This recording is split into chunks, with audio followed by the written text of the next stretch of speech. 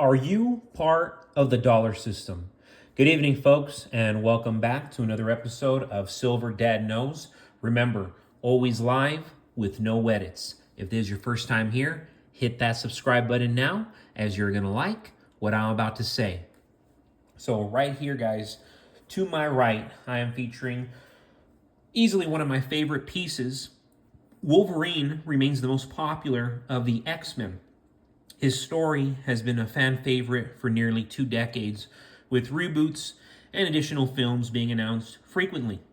Only 50,000 of these silver Wolverine coins were minted by the Tuvalu government. This limited mintage is paired with the classic popularity of both Wolverine and the X-Men Marvel franchise that he belongs to. These are shipped by Hero Bullion with preservation and security in mind. We go to the verse, 2021, and of course, we see a modern bust of Queen Elizabeth II, as well as the face value of the coin and its purity and the year of minting, which is, as I just said, 2021.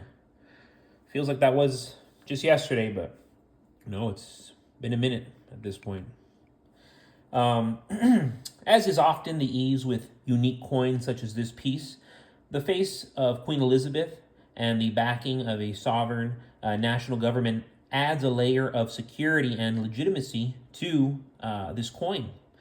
We're looking right now at the reverse, and we find a classic image of Wolverine. He stands slightly squatted with his claws protruding, prepared for a fight, wearing the original X-Men uniform.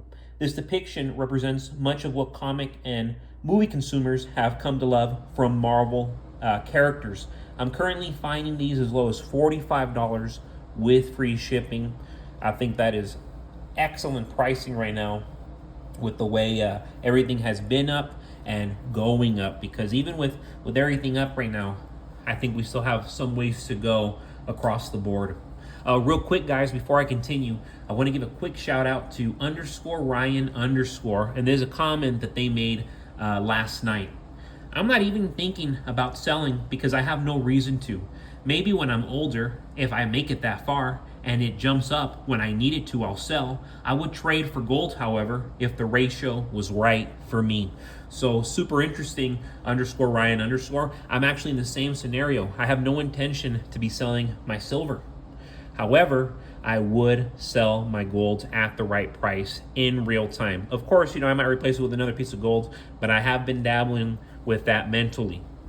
But as for all the silver that you see in front of you, so much of it, 90% of it, I plan to hold it long term unless I absolutely have to sell, or it's been some years and the value has gone up tremendously. At that point, of course, I'm going to sell. Yes, America is still the land of opportunity, but there are no guarantees. If they can print money, don't trust it. If they can print a stock certificate, don't trust it. If they can print an ETF, a bond, do not trust it. Be a hard asset person. Right here, what you see in front of you, you can't print this. This comes from the earth. That's why I own physical gold and physical silver. And this isn't physical, but that's why I also own crypto, because I don't trust the Treasury. I don't trust the Fed. I don't trust Wall Street. Inflation is theft. Understand that. Inflation is theft. Stealing value from those who save and work to earn a living. Delinquency rates on vehicle loans and credit card loans are at the highest levels in over a decade. For the first time in recorded history, interest payments on non-mortgage debt are as high as mortgage interest payments. Historically, home ownership has been the best way to accumulate wealth and pass it on to the next generation, our children.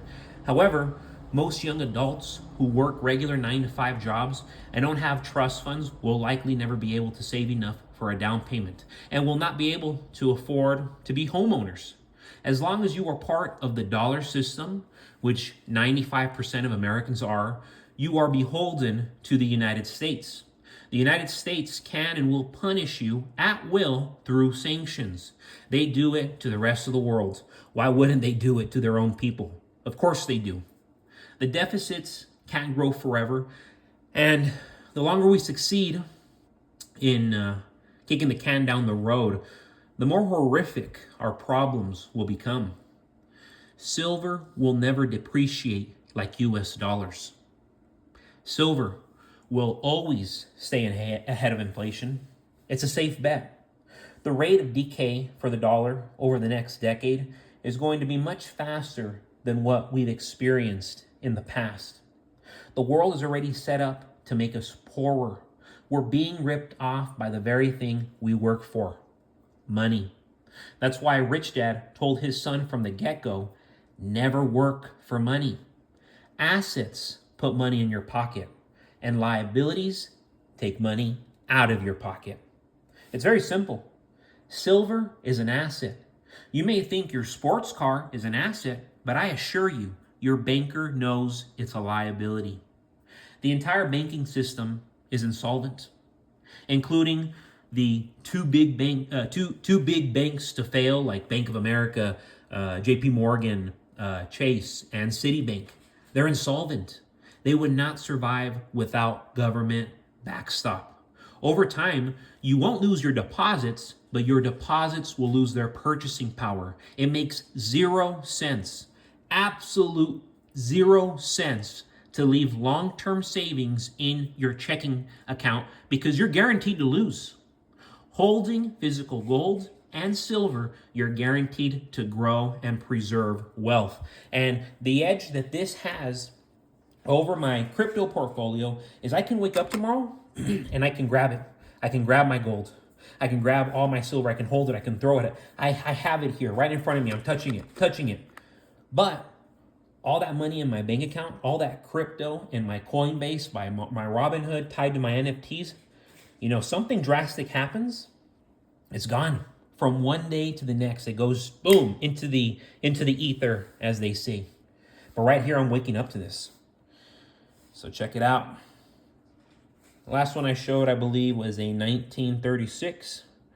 So right here, I have a 1937 Buffalo nickel. Through its storied history, the U.S. Mint has produced a wide variety of coins, some of which are valuable to collectors, others that aren't, of course. One of the more attractive collections is, without a doubt, the Buffalo nickel, which was produced during the early parts of the 20th century. Though these coins were produced long ago, they are quite popular today amongst collectors. I always have collectors hitting me up for them. I always have people just asking to see one, And it surprises me because there's a lot of people that I'll show these coins to. They've never seen them in their whole life.